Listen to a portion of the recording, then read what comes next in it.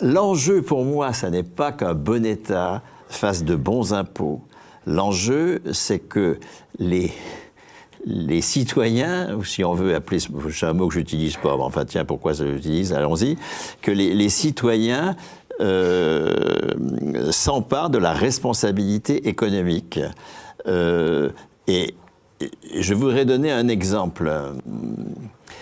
À partir de ce que j'ai dit de la grande réussite, de ce que nous avons fait dans les années 60, lorsqu'on a augmenté nettement le taux de cotisation maladie pour pouvoir à la fois conventionner les professionnels de santé, qui jusqu'ici ne l'étaient pas, la médecine ambulatoire n'était pas remboursée, etc. Et puis créer un appareil hospitalier qui était inexistant dans les années 50. Enfin, on crée les CHU, enfin, etc., etc. Ben, pour moi, qui est longuement médité sur cet exemple, puisque c'est mon domaine de recherche, je me dis, mais pourquoi pas l'actualiser, par exemple, en matière de production alimentaire. Je sais s'il y a une sensibilité aujourd'hui extrêmement grande dans l'opinion sur les enjeux écologiques en matière alimentaire.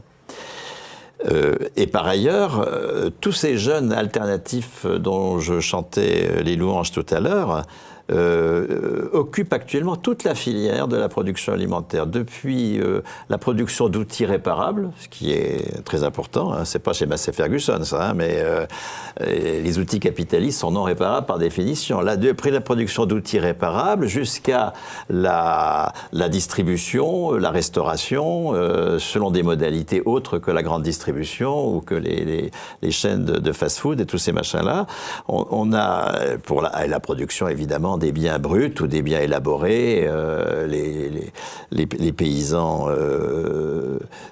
boulangers, pour reprendre votre exemple, évidemment, etc. Là, nous avons une filière alternative qui est entièrement existante. Nous avons la conscience que l'agrobusiness de type FNSEA, Crédit Agricole, tout ça nous mène vraiment à la catastrophe. Nous avons l'expérience extrêmement réussie de la mutation de l'appareil de soins dans les années 60.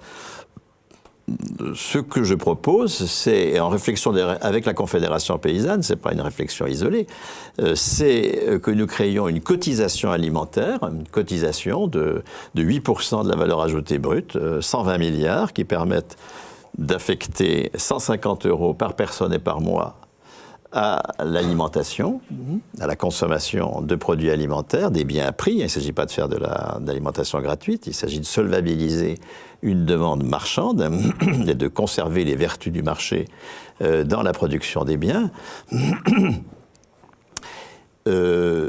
Cette carte, mettons, comme il y a une carte santé, ne pourrait être utilisée qu'auprès de professionnels conventionnés, hein, comme on l'a fait pour la production de soins. Et ces professionnels conventionnés, évidemment, ce ne serait pas la grande distribution, ce ne serait pas le producteur de blé de la Beauce qui fait que nous avons maintenant, on peut faire 50 km dans la Beauce sans rencontrer un seul oiseau, un seul ver de terre non plus d'ailleurs, hein, le sol sert uniquement de lieu de soutien, de tuteur à du blé qui n'est produit que par des apports extérieurs, tellement il a été tué.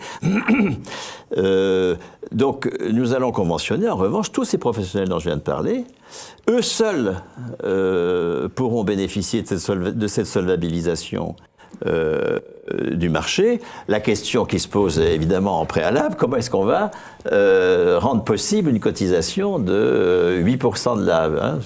120 milliards, c'est 8% de la valeur ajoutée marchande, c'est 1400 milliards à peu près, de 8% dans les entreprises. Elles ne peuvent pas cotiser 8% de leur valeur ajoutée en plus, et bien elles ne vont pas rembourser pour la même hauteur, pour 120 milliards de dettes. Hein. Ça suppose un travail politique sur le caractère illégitime de la dette. Donc on peut avoir une opération blanche pour les entreprises, qui ne suppose pas du tout une taxation ou quoi que ce soit supplémentaire, une opération blanche qui va soutenir à un niveau très élevé, 120 milliards, c'est extrêmement élevé, hein, qui va soutenir à un niveau très élevé une production alternative qui existe, qui est menacée de marginalité ou de récupération, comme toutes les alternatives aujourd'hui, et qu'il faut soutenir par une institution macro, cette cotisation-là, et à ce niveau-là, nous pouvons marginaliser l'agrobusiness et arrêter de nous plaindre de l'agrobusiness. Le problème n'est pas de s'en plaindre, c'est de le marginaliser. Et voilà des propositions qui ne relèvent pas du tout d'une bonne fiscalité, qui relèvent d'autre chose. On s'appuie sur tous ceux qui aujourd'hui sont déterminés à produire de l'agroalimentaire qui ne soit pas capitaliste. Ils sont très nombreux. On s'appuie sur eux, et on crée l'institution macro sans laquelle toutes ces alternatives microéconomiques sont condamnées à la marginalité. C'est ce que nous avons su faire, c'est ce que nous saurons faire.